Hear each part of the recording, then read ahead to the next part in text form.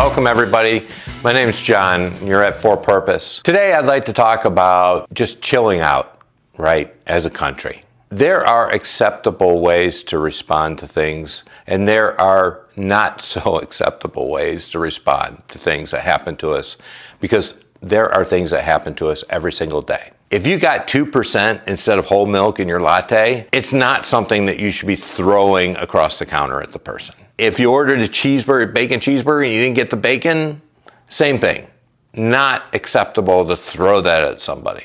Although that's exactly what's happened in the past. And there are numerous examples to point to that. There are a lot of people these days that they're just on edge, right? There's an intolerance that I've not seen my entire life that seems to be bubbling up. It's a trend in this country that you attack anybody who's different, whether they're gay, straight, Republican, Democrat, pink hair, who knows, right? If they're different, they're open for attack, it seems these days.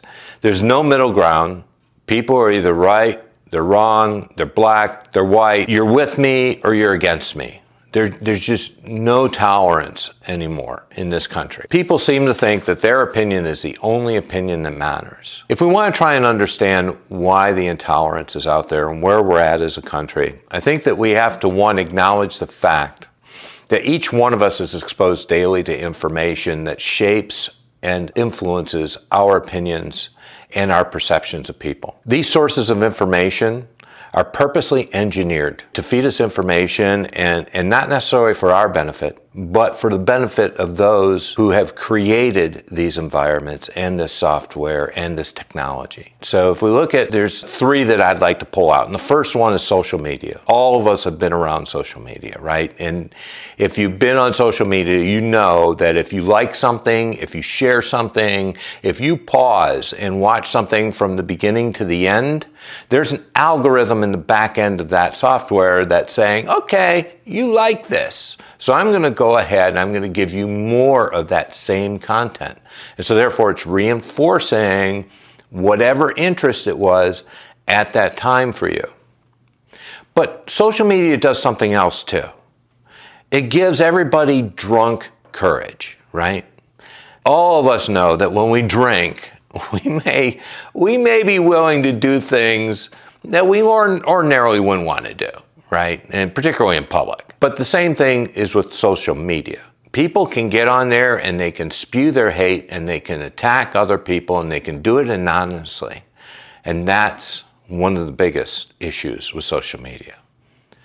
The second piece of information that we get day to day is from news organizations. And growing up, I was always told, Walter Cronkite, he's like the man. He says, he never gives the false information. News organizations are supposed to be giving us the truth. But 9 times out of 10, they're putting their own opinions and their own reflection in what they are telling each of us, which slants the news. And we're not stupid. If people are honest, we can agree that there are news organizations that slant either right or left, right? We've got Newsmax and Fox News definitely slanting to the right. And we have MSNBC that's always to the left. CNN, I don't know, they sort of wobble in between the two and trying to find their way through the news cycle. But all of this, we should understand it or know to be the truth today. And I'm not saying that MSNBC is better than Fox News or anything like that. I'm just saying that they truly do slant their opinions in a particular direction. And the third and final thing, frankly, the area that we get information from are people. That could be friends, that could be family, that could be coworkers. And by and large, I believe this type of information to be, at least at heart, genuine, that the people are sharing it, that they believe in it. But it's also the most damning, right? Because if that person's wrong, we have a relationship. We built some trust with that individual. And so we're less likely to say, you know what, you're wrong, right? We live with these people. And a lot of times we don't want to alienate them or pay alimony or whatever else may come out of that. So people are definitely a big source of where our information comes from and what helps to generate our perceptions and opinions towards issues and other people. So what's important about all those sources of information is that we don't take any one of them at 100%, right? We should be researching what it is that we're told. We should question, not in a negative way, not to attack, but to question what we're being told so that we can better understand what that truth is, right? And we can all research. Google's available to everybody. People can go out there. I mean, if you can't do it, give it to your 10-year-old. They'll be able to do it. But we need to try and be more discerning as we move forward. I know I'm guilty of taking other people's opinion at face value. I'm just a trusting guy, and I know that I have to be more discerning as I move forward. It's just I've found myself on the wrong side of an issue because of my weakness, because of the fact that I take people at face value. We owe it to ourselves to challenge everything, and I mean everything that we're being told. Case in point, right? The last time I checked, it was 2024. And in 2024, with all the technology advances that we've had and all of the increased communication and education that has been out there, we've had numerous flights to space. We have jets, military, commercial, private, that have flown all over the globe. We've sent satellites into space, and governments, private interests, commercial interests. None of this is slanted on a particular entity, right? It's been the whole gambit that have gone into space.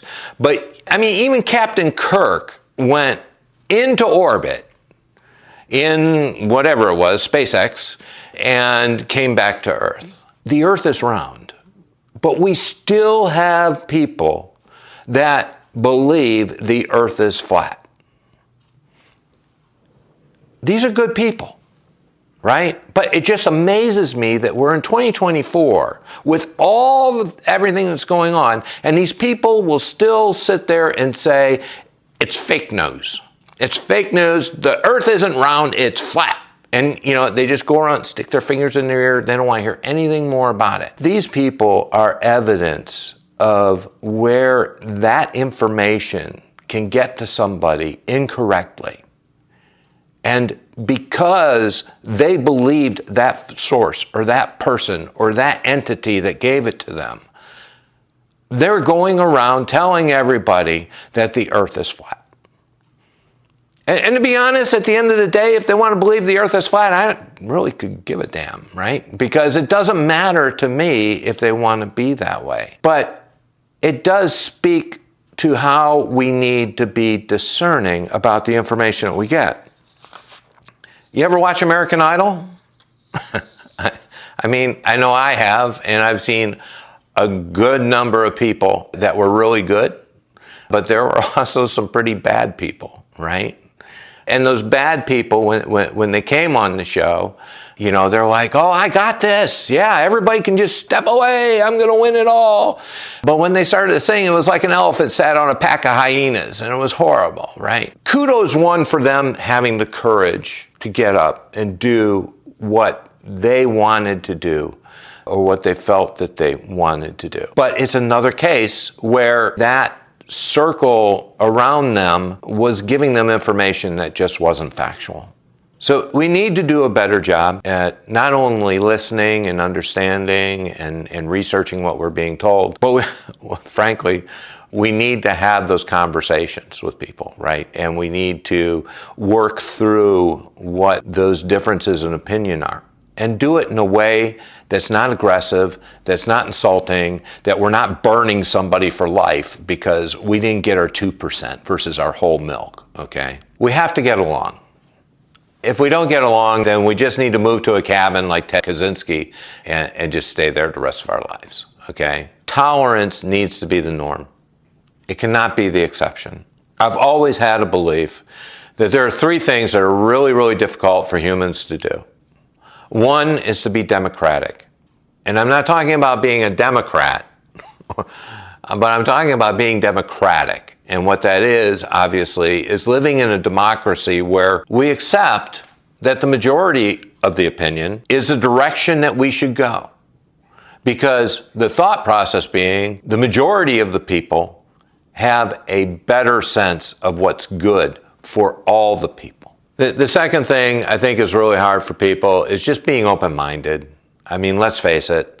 We're all skeptical. We all have our own opinions, right? And so it's difficult for us to be fully open-minded with people and accepting of people where we find differences. And a lot of that is because we just simply don't take the time to get to know what those differences really are, right? The third and final thing that I think is the hardest, right, is to be a person of faith. And when I say that, I'm not talking about just Christianity, but it could be Hinduism, it could be Buddhism, it could be whatever. Because if you're a person of faith, it's not just about stamping the cross on your chest and saying, "Oh, I love Jesus," right? No, it's not that. What it is, walking the walk, taking the time to be humble, to treat others with respect, to treat others as you would like to be treated, right?